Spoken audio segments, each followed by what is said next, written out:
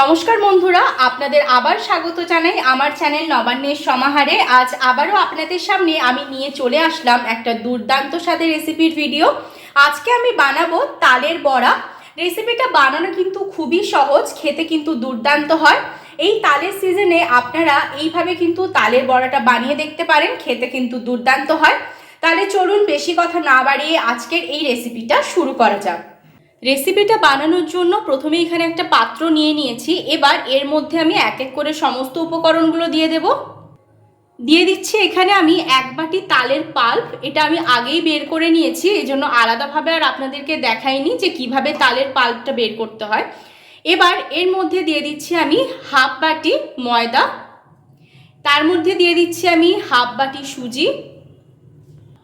এবার এর মধ্যে আমি ব্যবহার করছি হাফ বাটি চালের গুঁড়ো। এবার এর মধ্যে আমি দিয়ে দিচ্ছি অল্প পরিমাণ নুন। মিষ্টি জিনিসে একটু নুন দিলে কিন্তু ভালোই লাগে, টেস্টটা ব্যালেন্স হয়। এবার এর মধ্যে আমি দিয়ে দিচ্ছি হাফ বাটি নারকেলের কোড়া। তারপর এর মধ্যে দিয়ে দিচ্ছি আমি চিনির গুঁড়ো। এখানে আমি চিনিটাকে গুঁড়ো করে নিয়েছি, কারণ গুঁড়ো করে নিলে খুব তাড়াতাড়ি কিন্তু এটা মেখে দেওয়া যায়। নয়তো যদি আপনারা গোটা চিনি নিতে চান নিতেই পারেন, কোনো সমস্যা নেই। আর চিনির পরিমাণটা আপনারা যে যার ইচ্ছে মতন দেবেন, স্বাদ অনুযায়ী দেবেন। এখানে আমি হাফ বাটি কিন্তু ব্যবহার করেছি। এবার এটাকে আমি মেখে নেব প্রথমে ভালো করে একটু। এবার এটাকে আমি খুব সুন্দরভাবে মেখে নেব। একদম মাখা হয়ে গেলে আমি আপনাদেরকে দেখাচ্ছি। এখানে আলাদাভাবে কোনো জলের প্রয়োজন হবে না, তালের পাল্পটা দিয়ে কিন্তু সম্পূর্ণটা মাখা হয়ে যাবে। দেখুন ভালো করে মেখে নিয়ে আমি চলে এসেছি। এদিকে দেখুন আমি গ্যাস জ্বালিয়ে কড়াই বসিয়ে দিয়েছি, তার মধ্যে আমি দিয়ে দিয়েছি পরিমাণ মতন সাদা তেল। তেলটাকে কিন্তু খুব ভালো করে প্রথমে একদম হাই ফ্লেমে গরম করে নিতে হবে, তারপরেই কিন্তু ফ্লেমটা মিডিয়ামে দিয়ে এক এক করে সমস্ত পকোড়াগুলো ভাজবেন। কিন্তু প্রথমে তেলটা ভালোভাবেই গরম করে নেবেন। তেলটা খুব ভালোভাবে গরম হয়ে গেছে, এবার ফ্লেমটাকে মিডিয়ামে দিয়ে দিয়েছি। এবার যে তালের মিশ্রণটা আমি তৈরি করে রেখেছিলাম সেখান থেকে অল্প অল্প নিয়ে এর মধ্যে আমি দিয়ে দিচ্ছি। এরকম ছোট্ট ছোট্ট করে আমি করছি, আপনারা চাইলে বড় বড়ও করতে পারেন। এইভাবে এক এক করে আমি সমস্তগুলো দিয়ে দেব। তারপরে কিন্তু খুব সুন্দর করে লাল লাল করে একদম এটাকে ভেজে নেব। ওহো আঙ্গুল তো স্টার্ট। দেখুন কত সুন্দরভাবে লাল লাল করে একদম ভেজে নিয়েছি। এবার এগুলোকে একটা পাত্রের মধ্যে আমি তুলে নিচ্ছি।